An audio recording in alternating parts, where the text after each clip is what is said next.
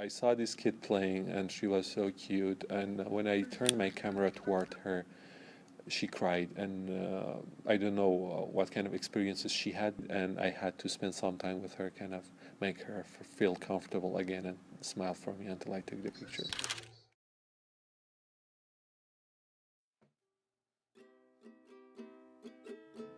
Being a refugee myself, I knew that my experience is way different from theirs in those camps. I went to these refugee camps at the Kurdistan region at the north of Iraq.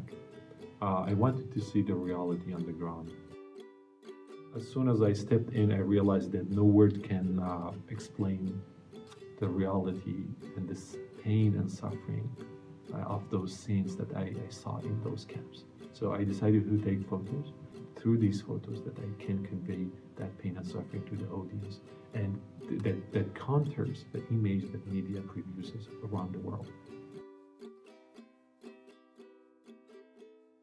In my photos, one of my main focus has been the eyes of children, refugee children in these camps. As you see, many innocent look of these children in their eye. You can see even the suffering and pain that they convey through their look, the way they look at you, the way they're innocent, and God knows for how many more years they are gonna stay in these camps and their life. In these photos, you see children. They have no shoes on. So in these camps, there are many children that they are barefooted, running around in dust and mud and playing all day. You can see the skins. They turned black, and because they spend lots of time outside of the tents, and the heat and the sun is really intense.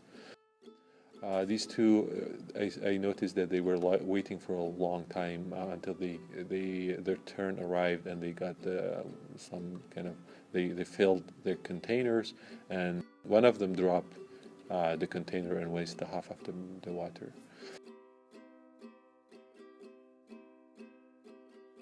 I asked this girl carrying this bag, and as I asked her what's in the bag, she told me that lentil, and she told me it's been a week that they are just eating lentils.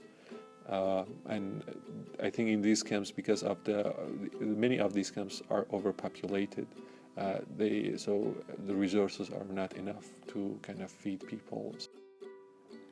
I asked this woman, she was sitting outside the tent, and I asked her why she used mud on the forehead of her child, and she told me that her child has a fever, and that's the only way that she could cool down the fever, and it's the only treatment that is available to her. This one, she's a Yazidi girl. She told me that her biggest wish is going back to school and playing with her classmates.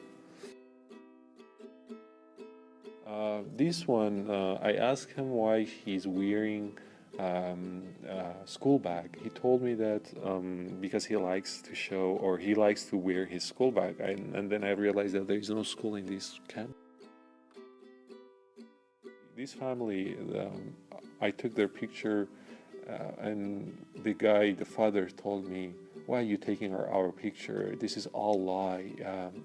Everybody lies to us, and nobody cares about us." He told me, "You take your picture and you walk away, and nothing is gonna change."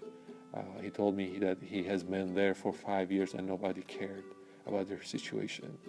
It really affected me at the moment, and since then I have been trying to prove him wrong, that in this world there are some people who care, and they really want to make a real change, and they really want to alleviate the suffering of people around in other parts of the world. So since then I have been trying to prove him wrong, and I hope we all try to prove him wrong.